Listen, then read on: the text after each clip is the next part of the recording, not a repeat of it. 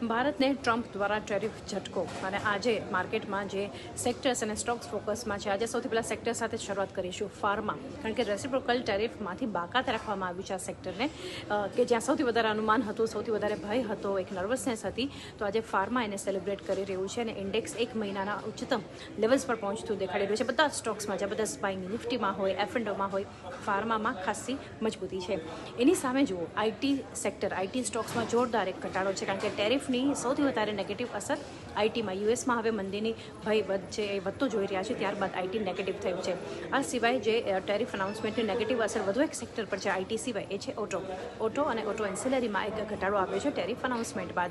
કેમિકલને લઈને પણ અહીંયા જે ટેરિફ અનાઉન્સમેન્ટ થયા છે, તો એસઆરએફ જેવા સ્ટોક્સ છે, અહીંયા પણ એક ખાસો ઘટાડો છે. કારણ કે આ અનાઉન્સમેન્ટને લીધે, ટેરિફને લીધે પ્રાઇસ અને ડિમાન્ડ પર આની અસર બની શકે છે. એને કારણે એક ઘટાડો છે કેમિકલ કંપનીઓમાં. આજે સમાચારના લીધે જે સ્ટોક પોઝિટિવ છે એ છે ભારત ઇલેક્ટ્રોનિક્સ, BEL. ગઈકાલે જોરદાર વેચવાલી હતી. કંપની દ્વારા જે Q4 અપડેટ આવી હતી, આજે એક પુલબેક છે. મજબૂતી છે કારણ કે કંપનીને ભારતીય વાયુસેના સાથે કંપનીએ ખાસ કરીને 593.22 કરોડના કરાર કર્યા છે. ત્યારબાદ સ્ટોક પોઝિટિવ છે. આ બધા સેક્ટર્સ અને સ્ટોક્સ આજે ફોકસમાં છે માર્કેટમાં.